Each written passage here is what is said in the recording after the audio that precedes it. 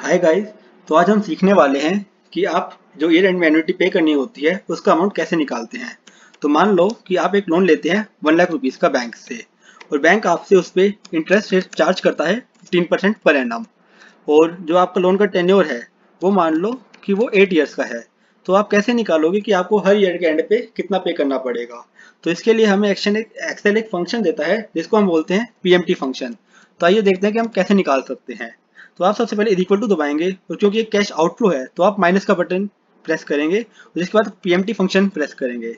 जिसके बाद आप सबसे पहले ब्रैकेट्स खोलेंगे और रेट सेलेक्ट करेंगे जो कि यहाँ पर है 15%। फिर आप नंबर ऑफ पीरियड सेलेक्ट करेंगे जो कि है 8 ईयर्स, और उसके बाद आप प्रेजेंट वैल्यू सेलेक्ट करेंगे जो कि है यहाँ पे 1 लाख रुपीज़। और जैसे आप ब्रैकेट क्लोज करके एंटर दबाएंगे तो आपका अमाउंट आ जाएगा कि आपको कितना पेमेंट करना है हर ईयर के एंड में। तो ये बात मैं आपको एमोटाइजेशन टेबल की मदद से प्रूफ करके दिखाता हूँ।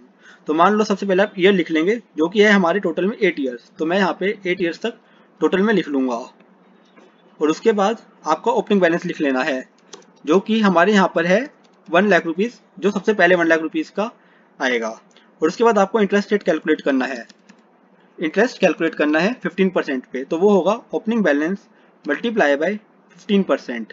और उसके बाद आपने जो पेमेंट निकाली है, जो आपने पीएमटी फंक्शन की मदद से निकाली है, वो हो जाएगा 22,285.01। आप जब F4 प्रेस करेंगे तो वो फिक्स हो जाएगा।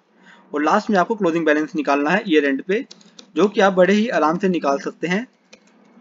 जो कि आपको सबसे पहले ओपनिंग बैलेंस ऐड करना है, और उसके बाद इंटरेस्ट ऐड करना होगा उसमें, और उसमें से आपको पेमेंट सब्ट्रैक्ट कर देनी होगी।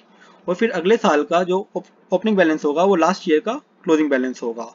और फिर आपको आराम से इन सबको नीचे फॉर्मूला ड्रैग कर लेना है, जिससे आपके सारे के सारे वो आ जाएंगे। और आप फिर देखेंगे कि जो हमारे ईयर 8 के एंड में अमाउंट बच जाएगा वो ज़ीरो ही रह जाएगा। और इसलिए हम बड़े ही आराम से कैलकुलेट कर सकते हैं कि आपको कितना कैसे एन्युटी का फंक्शन निकालना है